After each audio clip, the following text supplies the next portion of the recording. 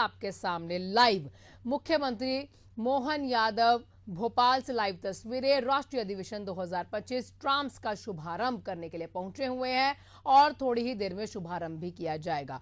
क्या कुछ इसमें खास रहने वाला है वो स्वयं मुख्यमंत्री भी आपको बताएंगे, लेकिन आपको जानकारी दे दें कि अभी ट्राम्स का ये जो शुभारंभ है मुख्यमंत्री के द्वारा किया जाएगा।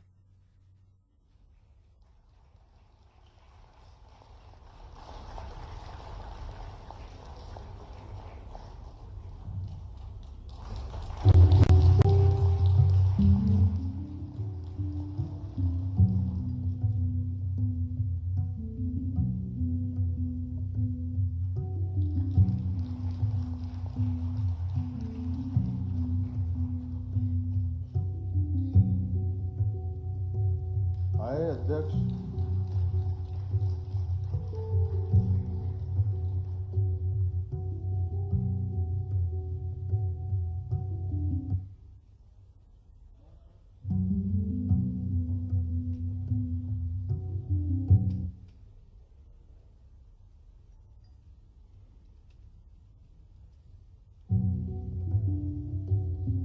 अब मैं अनुरोध करूंगा कि आय के अन्य पदाधिकारी गण डाइस पर पधारें।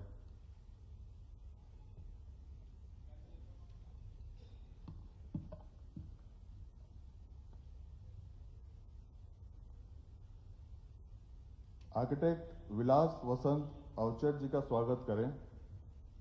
आर्किटेक्ट विभा श्रीवास्तव।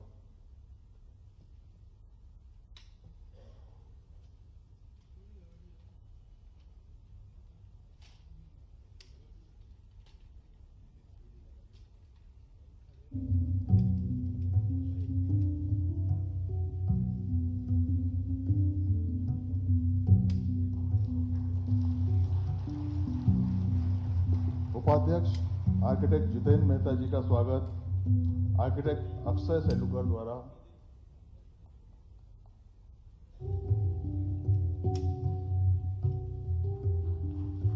आर्किटेक्ट तुषार सोगानी जी का स्वागत architect Nitin Gule.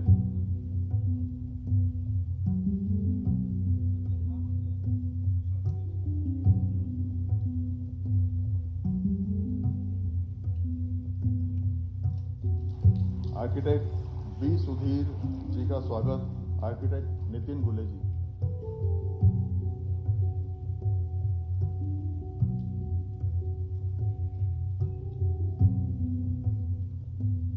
Architect Rani M L Vadamuthu का स्वागत करेंगे आर्किटेक्ट अक्षय सेलुकर जी। आर्किटेक्ट संदीप बावड़ेकर का स्वागत करेंगे आर्किटेक्ट विभा श्रीवास्तव। आर्किटेक्ट अक्षय कुमार बेवरिया का स्वागत करेंगे architect Nitin Gule. Architect C R Raju ji का स्वागत करेंगे आर्किटेक्ट अक्षय सेलुकर जी।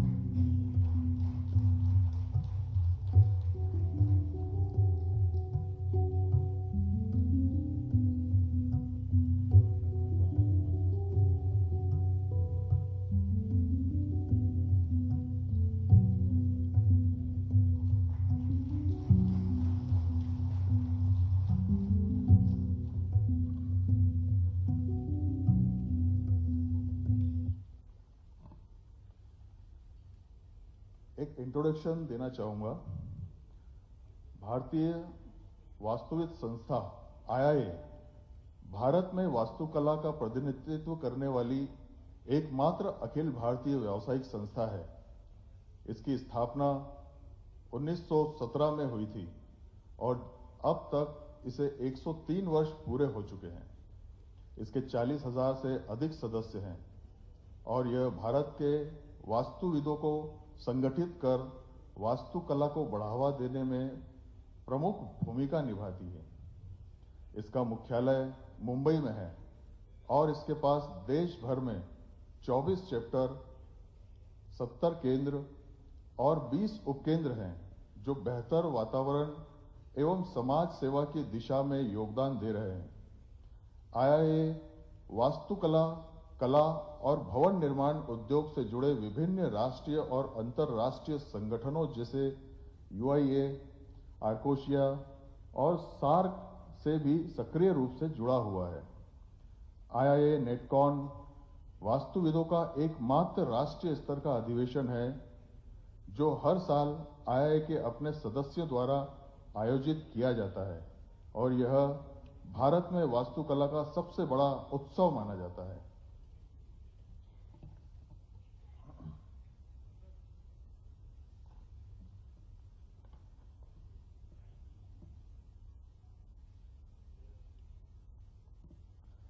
अब मैं आर्किटेक्ट विभा श्रीवास्तव जी से निवेदन करता हूं कि वे अपना स्वागत भाषण प्रस्तुत करें।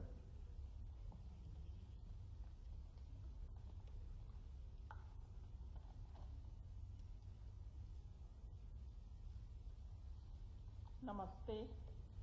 माननीय मुख्यमंत्री श्री मोहन यादव जी, माननीय मंचस्थ अतिथिगण, देश के कोने कोने से पधारे सभी सम्माननीय आर्किटेक्ट्स, आईआईए एमपी चैप्टर के समर्पित सदस्यगण एवं आयोजन समिति, आप सभी को मेरा सादर अभिनंदन।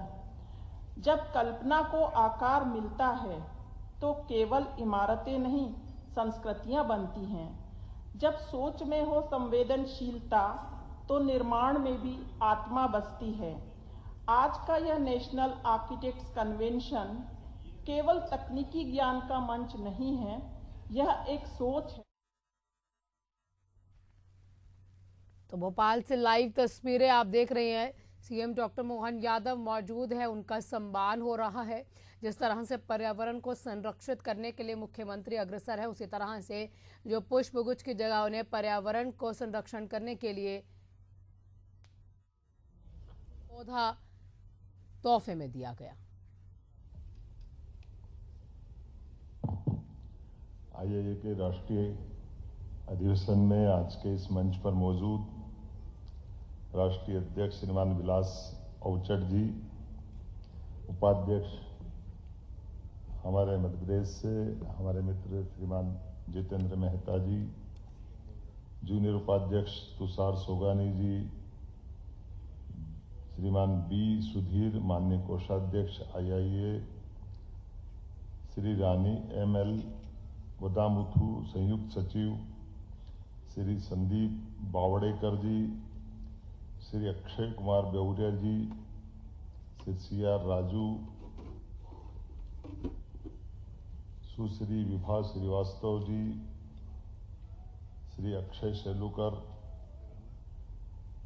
चेयरपर्सन आईआईए भोपाल सेंटर, सह संयोजक आईआईए नेटकॉन, श्री नितिन धुले जी, अध्यक्ष आईआईए इंदौर सेंटर, सह संयोजक आईआईए नेटकॉन। इस अवसर पर देश और दुनिया से पधारे सभी विश्वकर्मा बंधुओं को मैं बधाई देना चाहता हूं, अभिनंदन करता हूं।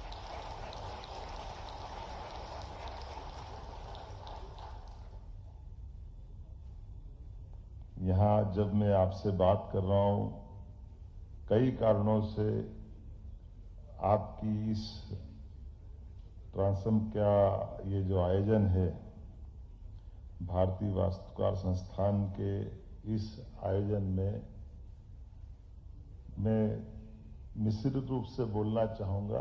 कुछ यहाँ की संस्कृति की भी बात करूँगा, कुछ आपकी भूमिका की बात करूँगा। बदलते दौर में आज हम जिस जगह पे हैं, आपकी जो महत्ता है, अतीत के कालक्रम में भारत के माध्यम से भारत की जो भूमिका है, ऐसे कई अवसरों को जोड़ करके जब हम देखते हैं तो कुछ प्रश्न भी उठते हैं, कुछ प्रश्नों के उत्तर भी मिलते हैं, कुछ अनुत्तरित भी रह जाएंगे, कुछ आपके लिए भी जिज्ञासा समाधान कराने के लिए कुछ मैंने अभी पूछा है कि आप किस किस प्रकार से 2-3 दिन का समय आपने क्या प्लान बनाया है।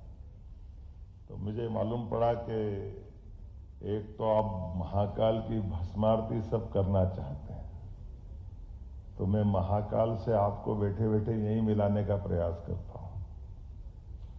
आप सबके अंदर कालों के काल महाकाल जिसके हम सब पुत्र हैं, पुत्रियां हैं, ये जो जीवन हमारा है, ये जीवन जब आप परसों भस्मारती जाके देखोगे, मैं जीवन दृष्टि का थोड़ा सा लघु रूप बताने का प्रयास करूंगा।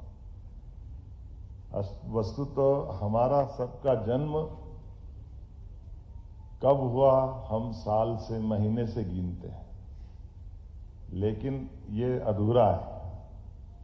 हम सबका जीवन एक एक सांस से बंधा हुआ है। एक सांस अंदर से बाहर नहीं आएगी तो यही हमारे लिए महाकाल ने समय नियत कर लिया, इससे आगे किसी के पास समय है नहीं। तो हर सांस से हमारा जन्म समय है, हर सांस से हमारा जीवन है। हम इस सांस के बाहर कहां हैं? और सांस है तो विश्वास है, और इसीलिए हर एक का जन्म से मृत्यु के बीच का जो समय है, ये काल का समय है, और यही सच्चे अर्थों में महाकाल का समय है। ये हमको जीवन में परमात्मा ने ये यश दिया है। इसलिए अब हम वास्तुकारों के बीच में जाएंगे, रूपांकरों के बीच में जाएंगे, रूप को देखने जाएंगे। तो रूप को हम ढूंढेंगे तो रूप मिलता कहां है? जैसे हम अपने जीवन में अपने स्वयं के मां के गर्भ में एक बिंदु आत्मा के रूप में आता, धीरे धीरे सने सने भ्रूण बनता है। तो पहले एक बूंद है वो आप हो, फिर आगे वाला भ्रूण है वो आप हो, छोटा बच्चा पैदा होकर के निकल के आता वो भी आप हो। जवानी की दहलीज पे कदम बढ़ाता हुआ शरीर दुनिया के तमाम सपनों पे विजय पाने की आकांक्षा, इच्छा लिए आगे बढ़कर के एक पूरी दुनिया में मेरे से ज्यादा समझदार कौन है, मेरे से ज्यादा पुरुषार्थी कौन है, सब दुनिया के सपने समेटे हुए वो भी वही रूप है जो मां के गर्भ में है। और चिता की आने वाले कल की भस्म भी वही है। सत्य ढूंढते रहेंगे, यहां है वहां है वहां है, लेकिन ना यहां है ना वहां है। रूप निराकार है। ये कालों के काल महाकाल है। हम सबके जीवन में इनका रोज दर्शन हो। जहां ढूंढोगे वहां महाकाल। इसलिए जब आप भस्मारती के दर्शन करने जाओगे तो भस्मारती में आपको सुबह 3 बजे उठना पड़ेगा, 4 बजे के पहले पहले मंदिर जाना पड़ेगा, और मंदिर में आप निराकार परमपिता परमेश्वर की उस आकार साकार वाली मूर्ति को देखोगे। तो मूर्ति में आप देखोगे, आपके ध्यान में आएगा उस निराकार के ऊपर एक जल का पात्र से केवल जल डाला जाएगा, और जल अर्थात मां के गर्भ में अपनी आत्मा का प्रवेश हुआ, और उसी के साथ साथ दही, दूध, घी, शक्कर, शहद, पंचामृत का आपके सामने स्नान कराएंगे। स्नान कराते कराते अर्थात ये हमारा पंच तत्वों का बना हुआ पिंड बनने लगता है। उस बनते हुए पिंड में अपने सामने ही पंडित जी आंख, नाक, कान पूरे भगवान को सजाते हुए साकार निराकार से साकार रूप बनेगा, और साकार रूप बनते बनते ही आपके सामने वापस स्वाभा कीर्ति एक अच्छा ताप वाला स्वरूप बना, और फिर उसी के साथ साथ भगवान के उस बने हुए स्वरूप के ऊपर सभी प्रकार के आभूषण, वस्त्र, श्रृंगार करते हुए आनंद के साथ पूर्ण यौवन की तरफ आदमी जब जिस प्रकार से अपने जीवन में एक अलग प्रकार का स्थान पाता है, और ऐसे में जैसे ये बन के तैयार होता उसी समय वापस भस्मीभूत से संसार में हम सब जानते हैं कि जब ये पृथ्वी नहीं थी तब भी आग का गोले से निकलने वाली राख से जो पृथ्वी बनी है, वो राख से आपका परिचय कराने का महाकाल के ऊपर उसको भस्म बोलते हैं। उसके बाद धूमधाम से आरती होगी, वो भस्मारती है। और जैसे आपके सामने भस्मारती संपन्न हुई, कभी आप अंदाज लगा लो कि 1-1.5 घंटे में बड़ी मुश्किल से सजा सुजू के भगवान को तैयार किया गया, लेकिन जैसे जल के सामने भगवान की रूप की शुरुआत की थी, आप ऊपर उठ के बाहर नहीं होगे, उसके पहले वापस जल से पूरा वैसे ही निराकार रूप बना देंगे। जो 4 बजे था वही 6 बजे मिलने वाला है। तो कभी कभी मन में आता है कि इतनी मेहनत करी, कम से कम दिन भर तो रहने दो, लेकिन वो जीवन दृष्टि है, जन्म से मृत्यु की पूरी लघु यात्रा वो आपके सामने भस्मारती के रूप में दिखाएंगे। वो आपके आनंद का वो अवसर रहेगा। वो जीवन दृष्टि हमको दिखाई देगी कि इस संसार में जो जन्मा है वो सब एक बार जन्म के बाद उसका जन्म सदैव मृत्यु की ओर दौड़ते हुए है। कोई अमर नहीं, हर कोई जो जन्म लेकर आया है अब उसका जन्म जन्म नहीं है, वो मृत्यु की यात्रा है। कोई आज पहुंचेगा, कोई कल पहुंचेगा, कोई परसों पहुंचेगा। जिसका जितना समय परमात्मा ने प्रारंभ में दिया है उतना समय उसके पास है। लेकिन इस सारे चीजों में वास्तुकारों में जब बात बोल रहा हूं और मैं मुख्यमंत्री के नाते से बोल रहा हूं तो मुझे अपनी भूमिका का भी स्मरण है, जिसके कारण से मैं आपसे बात कर रहा हूं। मुझे इस बात की प्रसन्नता है। सबसे पहले तो मैं आपको बधाई देना चाहूंगा, आपके एसोसिएशन को बधाई देना चाहूंगा कि आपने भोपाल का, मध्य प्रदेश का चयन किया। मैं आपको प्रणाम करता हूं, आपका अभिनंदन करता हूं सरकार की ओर से। इसकी दो भूमिका है, एक वर्तमान में शासन के व्यवस्थाओं का मैं अभी वर्तमान में पात्र अधिकारी, लेकिन इस नाते से नहीं, एक और बड़े कारण से भोपाल में जब मैं बात कर रहा हूं तो भोपाल में राजा भोज का 1000 साल पुराना वो वास्तुशिल्प का उनके अद्भुत नमूने आपको दिखाई देंगे, जिसके बलबूते पर काल के प्रवाह में हमारे वास्तुशिल्प की कितनी अलग प्रकार की उन्नत अवस्था थी, उसके प्रमाण भी आपको दिखाई देंगे। ये भोपाल का ताल आपको दिखाई देगा, जो भोपाल का ताल नहीं, मूलतः ये बांध है। अब इसकी कल्पना आप करें, बांध और तालाब में जो अंतर होता है आप सबको मालूम है। तालाब में जितना पानी भराओ उस पानी के भरने की क्षमता ऐसी होती कि उससे बांध का रूप कब बनता है, जब वो पाल तोड़ के निकल जाए। लेकिन तालाब आपको कहने के लिए तालाब है भोपाल का तालाब नहीं है, ये भोपाल का बांध है। लेकिन बांध बनाने की 1000 साल पुरानी विधा भी कैसे थी, जो आज भी हमारे लिए समसामयिक होगी। आज नदी में कोई भी बांध बनाता है तो उसकी मुख्य धारा को रोक करके पानी स्टोर करने की क्षमता होती, और जब मुख्य धारा में पानी के ऊपर बांध बनता है तो हमारा कितना ही अच्छा उन्नत सब प्रकार का मटेरियल लगे, आज नहीं तो कल उसको टूटने की संभावना पूरी होती और लागत भी कितनी बढ़ जाती। लागत भी जितनी धारा जितनी तेज आएगी, टिहरी के बांध से लेकर के अपने मोरवी के बांध तक सब दूर हमने ये विभीषिकाएं देखी है, लेकिन ये बांध उससे उत्कृष्ट श्रेणी का है। इसकी भौगोलिक अवस्था ऐसी कि चारों तरफ चट्टान में पानी रोक रहा है, कोई मुख्य धारा को नहीं रोका है, और इसका डिस्चार्ज बहुत छोटा सा अलग से, पानी का लेवल वहां से मेंटेन हो जाता है, लेकिन ये पूरा बांध भरा रहता है।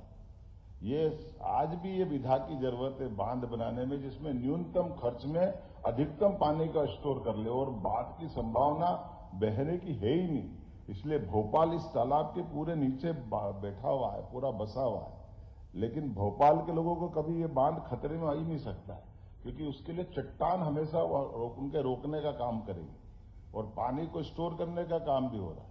तो एक तरह से ये भी उत्कृष्ट उदाहरण जल रचनाओं को लेकर के, डैम बनाने को लेकर आज के समय में भी ये अगर अच्छा लगता हो तो हाथ रात में ताली का कुछ आनंद आ सकता राजा भोज के लिए।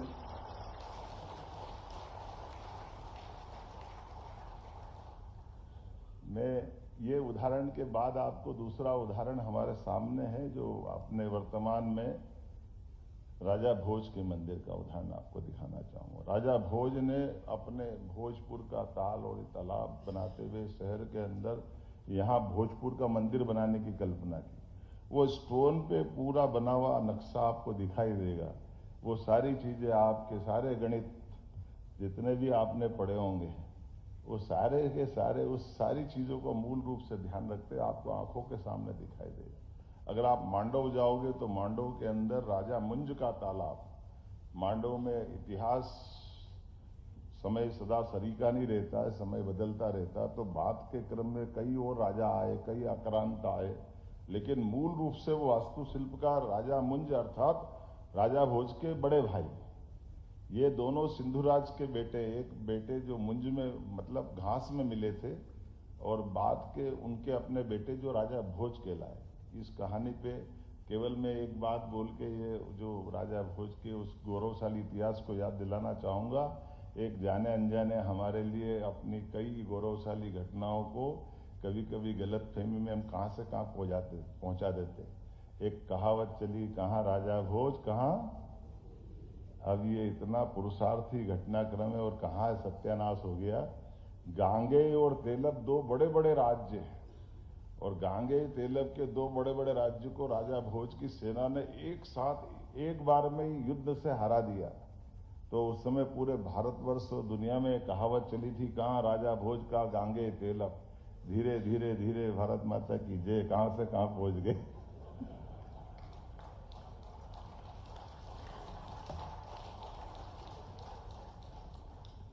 कहाँ गांगेय तेलप और कहाँ राजा भोज। लेकिन कोई बात नहीं, हमको केवल मैं आपको स्मरण इसलिए करा रहा हूं कि राजा भोज आपके ही बड़े भाई थे, वो बहुत अच्छे वास्तुकार भी थे, इसलिए मैं आपके बीच ये बात पहुंचा रहा हूं।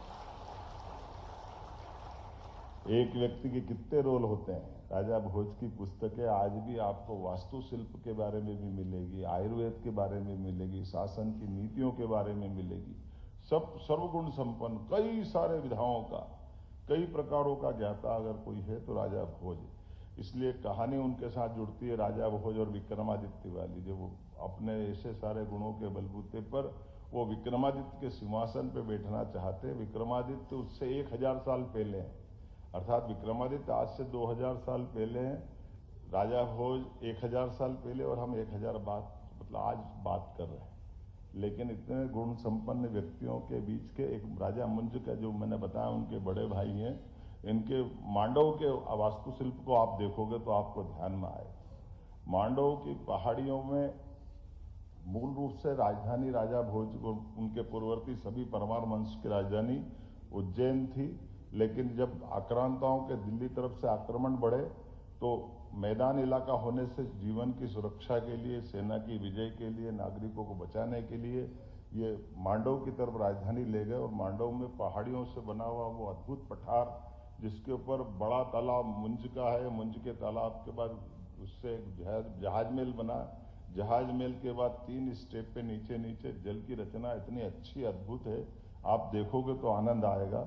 और उसको जल की एक एक बूंद को बचाते, ये आपका जकोजी और पता नहीं क्या क्या जो आज के समय सम्मान आपको मिलेंगे अपने आप, सारी चीजें आपको दिखेगी। आप सारा का सारा जिस प्रकार का ये समय चल रहा है, उस सारे समय में 1000 साल, 1200 साल, 800 साल, हर काल का आपको वो अवशेष मिलेगा। आज भी हमको मालूम है अच्छे अच्छे वास्तुशिल्प वाले फेल हो जाते हैं, फिर आखिर में सिंटेक्स की टंकी रख के काम चलाते कि भारत माता की जय, का चक्कर है।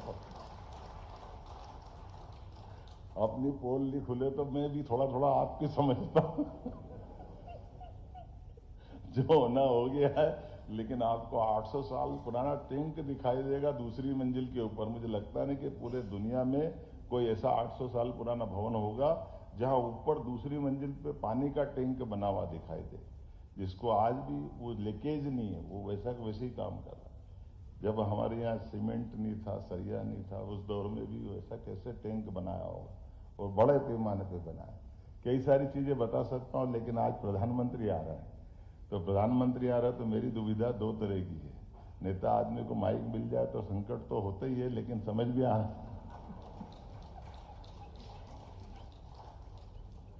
तो थोड़ा हिसाब किताब तो रखना ही पड़ता है। आपने आउटलाइन बनाई तो मैं अंदर अंदर अपना प्लान कर रहा हूं।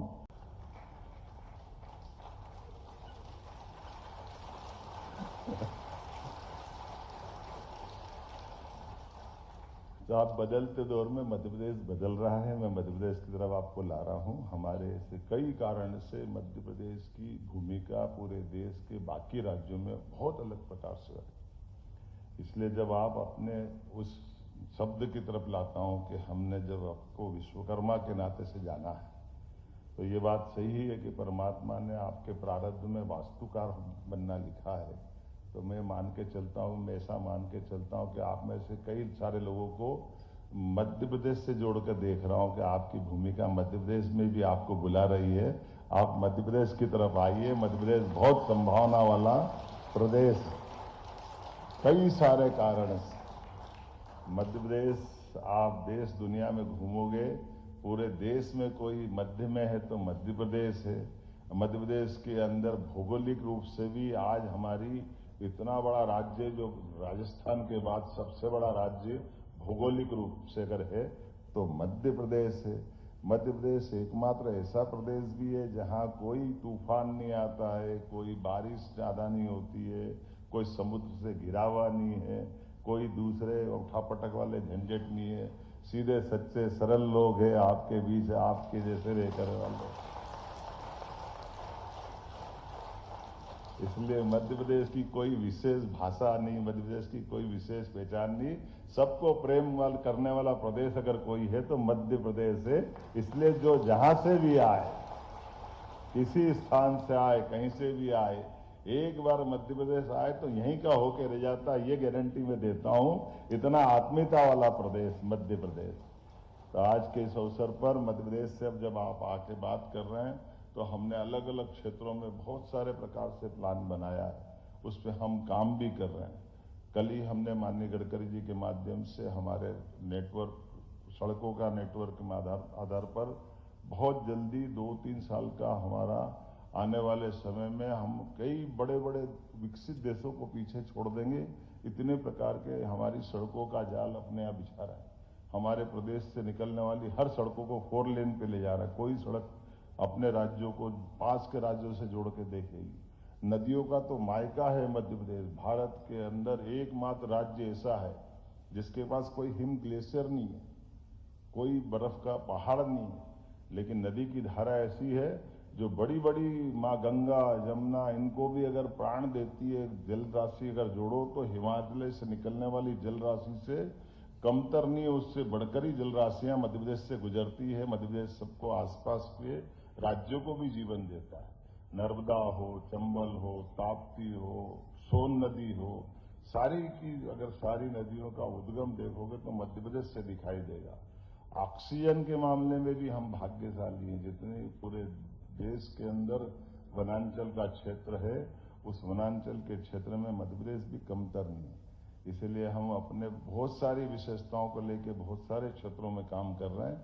मेट्रोपॉलिटन सिटी भी सबसे तेज गति से अगर बन रही कहीं पे तो मध्य प्रदेश में बनेगी। आने वाले समय में इंदौर, भोपाल, ग्वालियर, जबलपुर, इनको 4-4, 5-5 जिलों से जोड़ते हुए इसी साल के अंदर, 2 तो भी 1 आध महीने के अंदर ही, इंदौर, उज्जैन, देवास, धार, शाजापुर, इन जिलों को 5 जिलों को मिलाकर मेट्रोपॉलिटन की कल्पना लेने। लेकिन वो उस कल्पना जो पुराने मेट्रोपॉलिटन के अनुभव है उसमें संशोधन कर दिया। हमारे यहाँ तो मजाक करते हैं कि हमारे यहाँ मेट्रोपॉलिटन में हमने इतनी सरल भाषा में बात कर दी कि हमारे प्रदेश के अंदर ऐसे कई राज्य मिल जाएंगे, कई हिस्से मिल जाएंगे। जैसे ग्वालियर के अंचल में हमारे बच्चे का नाम ही हम कलेक्टर सिंह रख के काम चला लेते कि कलेक्टर अपना ही बच्चा है, कोई बात नहीं, तो नाम हमारा नाम हम रख देते, लेकिन काम की चीज हमारी ढूंढ लेते हैं कि इसमें सरलता कैसे होगी। क्योंकि सबसे बड़ी परेशानी अगर आती तो वास्तु शिल्पकारों को ही आती। इतने कानून बना दो कि वो सिर ही फोड़ता रहे। आखिर होता वही जो समझाना जाता वो पहले दिन वाली बात और आखिरी बात में घूम घूम के जलेबी वहीं आके ठेरती, वो पता ही नहीं चलता कहां से क्या नाटक है। यही है ना वास्तुशिल्प। बेचारे कागज काले कर करके परेशान हो जाते हैं। आखिरी का ठप्पा लगता तो वो सोचता पहले दिन और आखिरी में क्या अंतर है, कोई अंतर नहीं।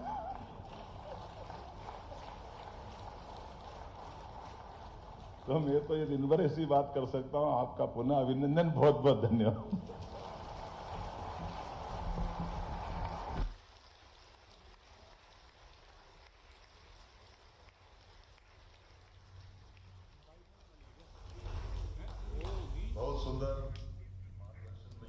मुख्यमंत्री डॉक्टर मोहन यादव का संबोधन चल रहा था। इस दौरान वो मध्य प्रदेश में क्या कुछ खूबियां हैं वो भी बताई, कैसे हम मध्य प्रदेश को आगे बढ़ाएंगे, तमाम चीज़ों पर रोशनी डाली। इसी के साथ ये भी बता दिया उन्होंने कि ट्रांसम की क्या खूबियां हैं, क्यों यहाँ पर इसका शुभारंभ किया जा रहा है, क्या कुछ इसमें खास रहेगा। कुशाभाऊ ठाकरे सभागार से लाइव तस्वीरें भोपाल से हम आपको दिखा रहे थे।